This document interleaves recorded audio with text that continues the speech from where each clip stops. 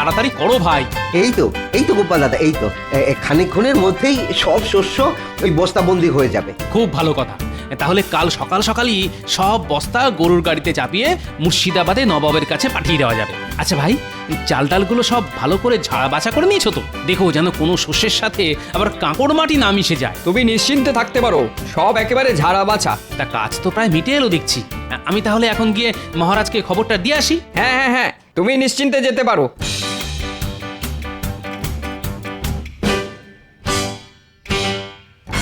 কিরে, কাজ শেষ? আর ঘন্টাখানেকের মধ্যেই হয়ে যাবে। শোন, কিছু বস্তায় শস্যের সাথে কাঁকড় মাটি নুড়ি ভেজাল মিশিয়ে দে। ভেজাল? ভেজাল মেশাবো কেন? তাতে কিছু শস্য বেঁচে যাবে, আর বেঁচে যাওয়া শস্যগুলো আমার বাড়িতে পাঠিয়ে দেবে। দেখো বোকার মতো কেমন দাঁড়িয়ে আছে দেখো। আরে এর জন্যে তোরা বকশিস পাবি। কিন্তু গোপাল দাদা যে বললো। আরে রাখ তোদের গোপাল দাদার কথা। সে ধর্মপুত্র যুধিষ্ঠির হতে পারে, কিন্তু তোদেরও তো বাড়তি কিছু পয়সা দরকার। না না, এরকম খারাপ কাজ আমরা করতে পারবো না। ভালো কথা বললাম, কানে গেল না? তোরা সকলে দেখছি খুব গোপাল দাদার ভক্ত হয়ে উঠেছিস। তাহলে মোট বাড়তি রোজগারের সুযোগকেও যখন হাতছাড়া করলি, তখন ওই বাঁধা মজুরিতেই খেটে মত যত সব।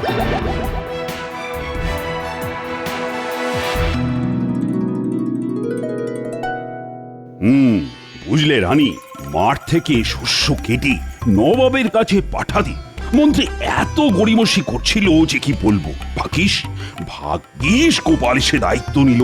দেখবে ঠিক সময় মতো নবাবের খাজনা মুর্শিদাবাদে পৌঁছে যাবে। গোপাল আছে বলেই তো সব দিক দিয়ে ভরসা। ভেতরে আসবো মহারাজ? হ্যাঁ হ্যাঁ, এসো এসো এসো। ওদিকের খবর কি? নবাবের খাজনার শস্য কি প্রস্তুত? হ্যাঁ মহারাজ, যেটুকু বাকি আছে সেটা কিছুক্ষণের মধ্যেই শেষ হয়ে যাবে। ভালো ভালো ভালো, খুব ভালো।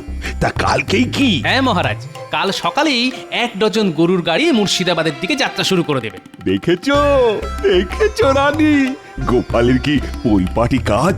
দাও দাও দাও, ওকে একটু মিষ্টি আর শরবত দাও। আমি এক্ষুনি আনাবার ব্যবস্থা করছি। না রানীমা, এখন থাক। কেন গোপাল, থাকবে কেন?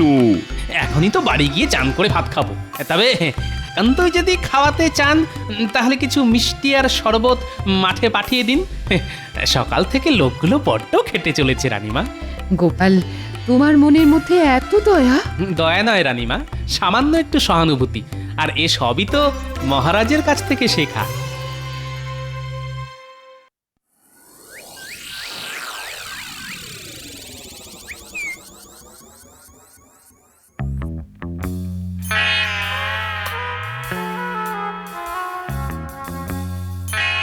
ভেবেছিলাম বস্তায় ভেজাল মিশিয়ে দিয়ে কিছু বাড়তি রোজগার করব, কিন্তু ওই পেট মোটাটার জন্যে আমার সে বাড়া ভাতে ছাই পড়ে গেল। ধুর ধুর, ভালো লাগে না।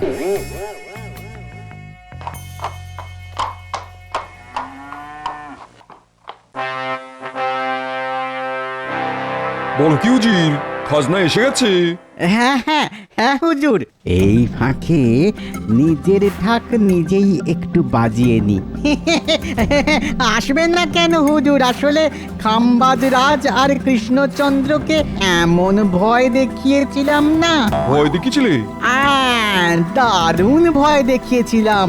স্পষ্ট ভাষায় জানিয়ে দিয়েছিলাম যে নির্দিষ্ট সময়ের মধ্যে খাজনা না এসে পৌঁছলে মোটা রকমের জরিমানা করা হবে।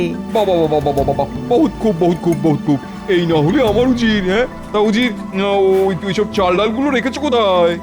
আমাদের সব থেকে বড় ভাড়ারে। নিজের চোখে যদি একবার দেখতেন দিল, তাহলে একেবারে খুশ হয়ে যেত আপনার। আহা, কত বস্তা কত বস্তা। তাহলে চলো একটু দিল খুশ করে আসা যাক। যাবেন? হ্যাঁ, ভাড়ারে গিয়ে বস্তাগুলো একবার নিজের চোখে দেখে আসা যাক। তাই চলুন জাহাপানা।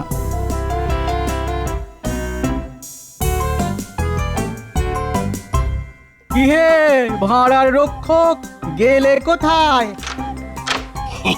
আরে আরে, কি সৌভাগ্য আমার! স্বয়ং স্বয়ং নবাব বাহাদুর এসেছেন। ভেতরে নিয়ে চলো তো দেখি। আসুন আসুন জাহাপনা।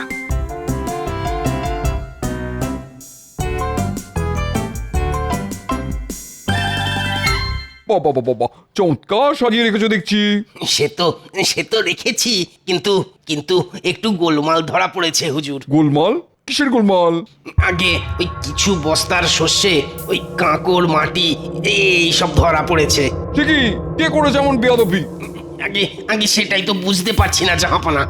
আসলে আসলে কৃষ্ণনগর আর খাম্বাজ এই দুই রাজ্য থেকে একসঙ্গে এত বস্তা এসে পড়েছিল যে ওই তাড়াহুড়োর মাথায় শুধু বস্তা গুনতি করেই ভাঁড়ারে তুলে ফেলা হয়েছে। কিন্তু এখন কয়েকটা বস্তা খুলতেই দেখা যাচ্ছে যে কতল করবো? আমার সঙ্গে এমন তঞ্চকতা করছে? যে আমার সঙ্গে এরকম তঞ্চকতা করেছে তার ধর থেকে মুন্ডু আলাদা করে দেবো। সে না হয় করবেন, কিন্তু কিন্তু যে এই কাজটা করেছে তাকে ধরবেন কি করে? এখন তো সব বস্তা মিলেমিশে ওই যাকে বলে মুড়ি মিছড়ি একদর হয়ে গেছে। তবুও ধরবো, মানে ধরতেই হবে। মাথা খেলাও উজির, মাথা খেলাও। সে না হয় খেলাবো, কিন্তু আমি বলি কি, এখানে দাঁড়িয়ে চেঁচামেচি করলে আপনার শরীর খারাপ হতে পারে।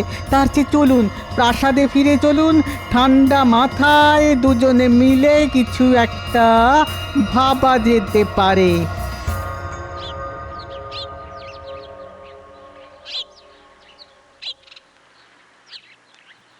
কি গোপাল, বাজার হয়ে গেল? আগে হ্যাঁ, হাতের থলিটা তো দেখছি বড্ড ছোট, তা কি কিনলে?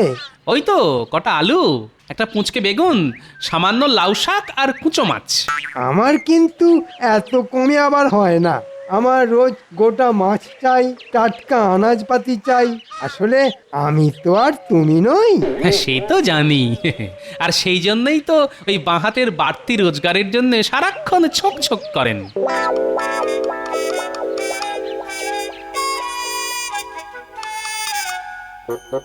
খুব বেড়েছো গোপাল, দাঁড়াও, সুযোগ পেলে এমন অবস্থা করব না যে কেঁদে আর কুল পাবে না।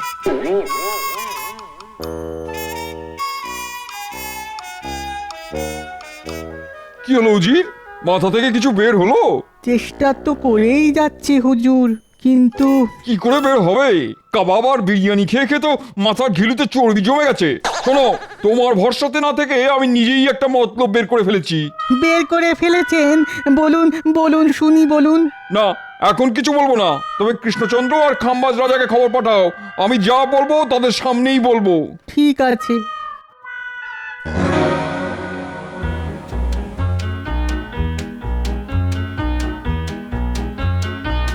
এই যে বুড়ো, একটু যাও তো। এই দুপুরবেলা কোথায় যাব প্রাণেশ্বরী? এই রাজবাড়িতে গিয়ে কুঁচো মাছের লাউ শাক চচ্চড়ি দিয়ে এসো। মহারাজ খেয়ে বলবেন কেমন রেঁধেছি আমি। অমৃত না গরল? দাও তাহলে, দিয়ে আসি।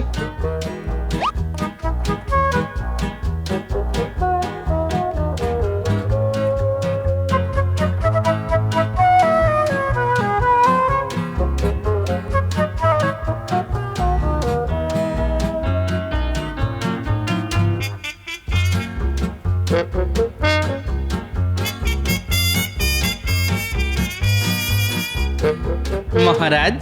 আরে গোপাল যে, কি খবর? না খবর কিছু নয়, আসলে আপনাদের বৌমা ওই কুঁচো মাছ দিয়ে একটু লাউ শাক চচ্চড়ি করেছে। মহারাজ যদি একটু খেয়ে দেখেন। ও মা, লাউ শাক চচ্চড়ি? দাও দাও, আমি খাবো আমি। কিন্তু মহারাজ। উনি তো ভোরবেলাতেই মুর্শিদাবাদ চলে গেছেন। মুর্শিদাবাদ? কিন্তু কাল রাজসভাতে তো কিচ্ছুটি বললেন না। জানলে তো বলবেন। আসলে কাল রাতেই তো খবর পেলেন যে নবাব জরুরি তলব করেছেন। নবাবের জরুরি তলব? ব্যাপারটা কেমন যেন খটোমটো ঠেকছে। ঠিক আছে, বাটিটা রাখুন, খেয়ে বলবেন কেমন রেঁধেছে আমার গিন্নি।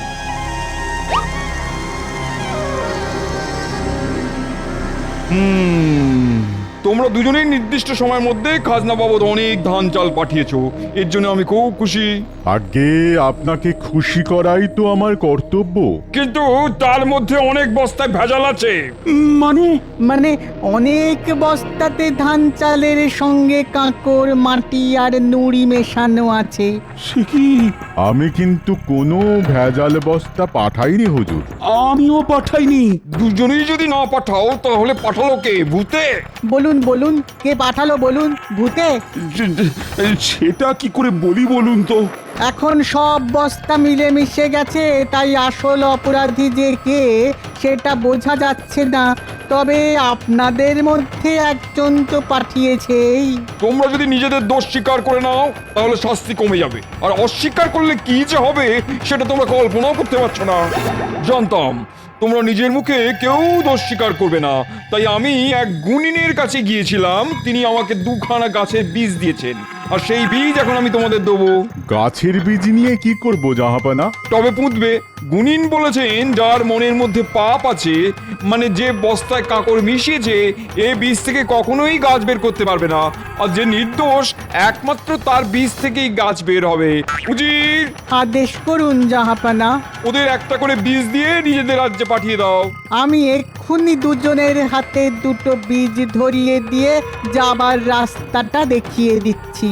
আর ওদের বলে দিও ঠিক 1 মাস বাদে টপ শুদ্ধ গাছ এনে আমায় দেখাতে হবে।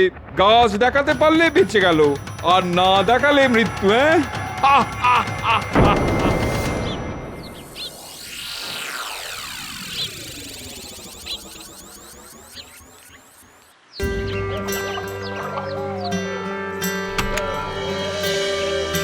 হে মা, বীজ থেকে যেন গাছ বের হয়। আমার মুখ রক্ষা করো মা। এত এত উতলা হচ্ছেন কেন? আহ, আপনি তো কোনো পাপ করেননি। দেখবেন বীজ থেকে গাছ ঠিক বের হবে। হ্যাঁ মহারাজ, দেখবেন নিয়ম মতো 2-4 দিনের মধ্যেই অঙ্কুর বের হবে। হলেই ভালো, আর না হলে? না হলে আপনার কি খুব আমোদ হবে মন্ত্রী মশাই? না না, আমোদ হবে কেন? মানে মহারাজের শাস্তি মানে তো আমাদেরই শাস্তি, তাই না মহারাজ? নবাবের কোপে পড়ে মহারাজের গর্দান গেলে ওই নবাবকেই আচ্ছা করে তৈলমর্দন করে কৃষ্ণনগরের সিংহাসনে বসতে হবে আমাকেই। হ্যাঁ, দেখি কোথাকার জল কোথায় গিয়ে দাঁড়ায়।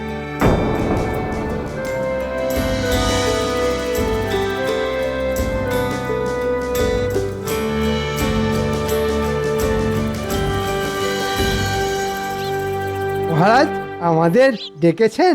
আর ডেকেছেন? আমার তো সর্বনাশ হয়ে গেছে মন্ত্রী। 15 দিন হয়ে গেল। দেখো দেখো, এখনো বীজ থেকে অঙ্কুর বের হয়নি। তাই তো, এটা তো বড় চিন্তার কথা। এই মৌকায় গোপালকে পেঁচে ফেলতে হবে। আচ্ছা গোপাল, এবার তো বস্তা ভরার দায়িত্বে ছিলে তুমি। সত্যি করে বলো তো, তুমি আবার চালে ডালে কাঁকড় মিশিয়ে দাওনি তো? কি বলছেন আপনি? আরে চালে ডালে আমি কেন কাকড় মেশাতে যাব? না মানে মানুষের মন তো, হয়তো লোভে পড়ে এমনটা করে ফেলেছো। এটা করে আমার লাভ? এ তো খুব সোজা অঙ্ক। মানে যতখানি কাঁকড় মেশালে ততখানি চাল ডাল নিয়ে গিয়ে ঘরে তুলে ফেললে। বাজে কথা মহারাজ, বিশ্বাস করুন এমন কাজ আমি করিনি মহারাজ। তাহলে 15 দিন কেটে যাবার পরও বীজ থেকে অঙ্কুর বের হচ্ছে না কেন? কেমন দিলাম গোপাল? সেদিন বাজারে আমার বাহাতের বাড়তি রোজগার করা নিয়ে অনেক কথা শুনিয়েছিলে। এবার ঠেলা সামলাও। কি হলো গোপাল, তুমি তো এত কথা বলো, তা এখন চুপ করে আছো কেন? আমার মনে হয় বীজটা নিষ্ফলা, মানে বন্ধা। এ বীজ থেকে গাছ হবে না মহারাজ। কে আমার বীজ বিশারদ এলেন রে, অমনি ফট করে বলে দিলেন এটা নিষ্ফলা বন্ধা বীজ। বলি, বীজ আবার কখনো বন্ধা হয় নাকি? হয় মন্ত্রী মশাই, বীজকে নুন জলে 2-1 দিন ভিজিয়ে রাখলেই বীজ বন্ধা হয়ে যায়। নবাবের আর খেয়ে দে কাজ নেই, তিনি এত সব করতে যাবেন। আর তিনি এসব করতে যাবেনি বা কেন? হয়তো তার অন্য কোনো উদ্দেশ্য আছে। আর একটাও বাজে কথা নয়, আমি বেশ বুঝতে পেরেছি। এইসব কুকাজের মূলে হচ্ছে তুমি। উফ, আমার না মাথার চুল ছিঁড়তে ইচ্ছা করছে। কেন যে তোমার মতো একটা জোচ্চোরের হাতে আমি এই দায়িত্ব দিয়েছিলাম। মহারাজ, আমি এখনো বলছি আমি নির্দোষ। আবার কোথা? যাও যাও, এই মুহূর্তে দূর হয়ে যাও আমার চোখের সামনে থেকে। কি হলো, মহারাজের কথা তোমার কানে গেল না? যাও, চলে যাও। আর যাবার আগে শুনে যাও, আমি কিন্তু তোমায় সঙ্গে করে মুর্শিদাবাদে নিয়ে যাব। নবাবকে বলে যথাযথ শাস্তির ব্যবস্থা করব তোমার। যাও যাও। দেখলেন তো মহারাজ, আমার কিঞ্চিত দেরি হচ্ছিল বলে কার হাতে তুলে দিয়েছিলেন এত বড় দায়িত্ব। কি হলো মহারাজ, কিছু বলুন। আচ্ছা মন্ত্রী, গোপালের কথা মতো বীজটা কি সত্যি সত্যি নিষ্ফলা? মানে বিজ্ঞানীও এখনো কৃষ্ণনগরে নেই, সে থাকলে না হয় তাকে দিয়ে পরীক্ষা করিয়ে নেওয়া যেত। এখন এখন যে কি করি? এসব নিয়ে কোনো চিন্তা করবেন না মহারাজ, আরে আমি তো আছি, আপনার মুশকিল আসান। শুনুন, আমি এক বীজ বিশারদকে চিনি। হ্যাঁ, তাই নাকি? হ্যাঁ, সে যেন তেন প্রকারেণ এই বীজ থেকে ঠিক গাছ বের করে দেবে, আর সেই গাছ নিয়ে আপনি ড্যাং ডেঙিয়ে নবাবের কাছে গিয়ে নিজেকে নির্দোষ প্রমাণ করে আসবেন। আহ, তাহলে আর দেরি করছো কেন? যাও যাও যাও, এক্ষুনি তার কাছে যাও। কিন্তু সে তো খালি হাতে কিছু করতে চাইবে না। তো কত দিতে হবে তাকে? ধরুন এই 500 মোহর। ঠিক আছে ঠিক আছে, রাজকোষ থেকে নিয়ে যাও। যথাজ্ঞা মহারাজ। হ্যাঁ, কেমন ফোকটছে 500 মোহর রোজগার হয়ে গেল। একেই বলে কারো সর্বনাশ আর কারো পৌষ মাস। হ্যাঁ,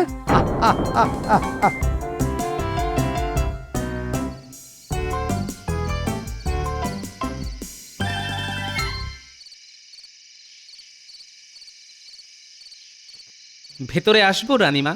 হ্যাঁ হ্যাঁ, এসো। আচ্ছা গোপাল, এসব কি শুনছি? তুমি নাকি? বিশ্বাস করুন রানীমা, আমি নির্দোষ। ওই মন্ত্রীর কথা শুনে সেটা আমিও বুঝতে পেরেছি, কিন্তু উপায়? আমি মহারাজকেও বলেছি, এখন আপনাকেও বলছি, নবাব কোনো বন্ধা বীজ দিয়ে মহারাজের সততা পরীক্ষা করতে চাইছেন। ওদিকে মন্ত্রী তো মহারাজের কাছ থেকে 500 মোহর নিয়ে একটা গাছ নিয়ে এসেছে।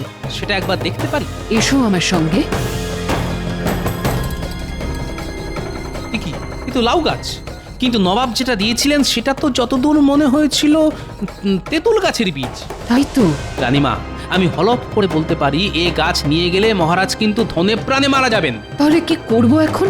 মহারাজের যাবার দিন যেমন করেই হোক টপ থেকে এই গাছটা উপড়ে ফেলে দেবেন। আমি এখন যাই রানীমা, যে কোনো মুহূর্তে মহারাজ আবার এসে পড়তে পারেন।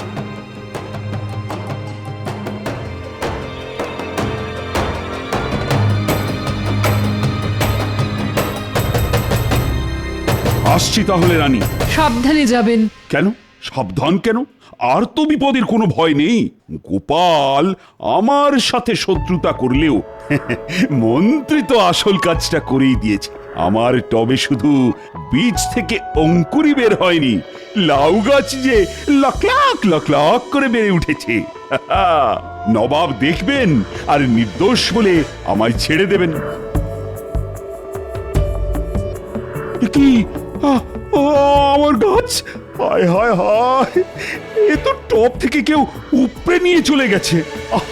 এখন এখন আমি কি করব? মন্ত্রী, ও মন্ত্রী, দেখো দেখো দেখো, টব আছে, গাছ নেই। তাই তো, কে করলো? কি করে বলবো? তাহলে কি হবে? ইয়ার হবে, আমার গর্দানটাই যাবে। তাতে আমার ভালো হবে। তোমার গর্দান গেলে রাজা হব আমি। হ্যাঁ, আমি বলছি, যা হয়েছে তাতে হয়তো আপনার আমার সকলের ভালোই হবে। যান, ওই খালি টব হাতে করে নবাবের কাছে যান।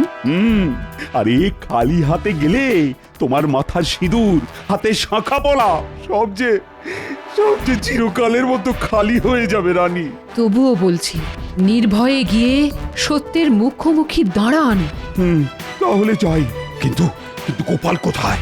ওকে আমি ছাড়বো না। তাই তো ওকে ধরে এনে রথে দাঁড় করিয়ে রেখে দিয়ে এসেছি। পালাবার কোনো পথ নেই, কারণ রক্ষীরা ওকে পাহারা দিচ্ছে।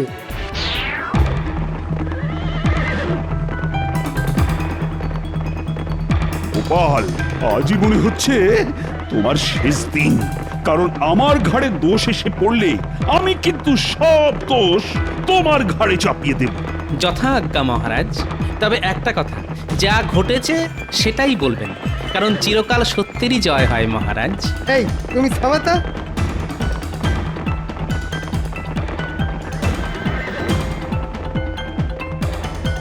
বীজ থেকে গাছ হয়েছে। হ্যাঁ মহারাজ, এই এতখানি একটা তেঁতুল গাছ। বহুত খুব, নিয়ে এসো নিয়ে এসো। মন্ত্রী, গাছ নিয়ে এসো। এই যে হুজুর। বহুত খুব কৃষ্ণচন্দ্র, তোমার গাছের কি খবর? বীজ থেকে গাছ হয়নি হুজুর। তাহলে দেখলেন তো জাহাপনা, আমরা নির্দোষ আর ওই কৃষ্ণচন্দ্রই দোষী। খামোশ! আর একটা কথা বললে না, ধর থেকে মুন্ডু আলাদা করে দেবো। তোমাদের যে বীজ দিয়েছিলাম তার থেকে কোনোদিনও গাছ বের হতে পারে না, কারণ ওগুলো নুন জলে ভিজিয়ে আমি নির্বীজ করে দিয়েছিলাম। কিন্তু আপনি এটা করলেন কেন? এটা ছিল আমার একটা চাল। আমি জানতাম যে দোষী সে নিশ্চয়ই আমার ফাঁদে পা দিয়ে অন্য একটা গাছ এনে আমায় দেখাবে। দেখলেন তো মহারাজ, আমার কথা মিলল কিনা?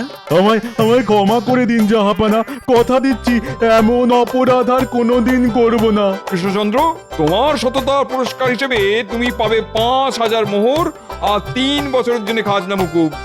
আসলে আমিও আমার মন্ত্রীর কথায় আপনার পাতা ফাঁদে পা দিতে যাচ্ছিলাম, কিন্তু গোপালের জন্যই আমি রক্ষা পেলাম। যা, এবারেও আমে দুধে মিশে গেল। গোপাল, ও গোপাল, আমি না বুঝে তোমায় সন্দেহ করেছিলাম। আমায় তুমি ক্ষমা করে দাও গোপাল। আমার কি হবে জাহাপানা? কি হবে? মুন্ডু না নিলেও তুমি আর তোমার মন্ত্রী যাবে কারাগারে। হ্যাঁ নয় হ্যাঁ।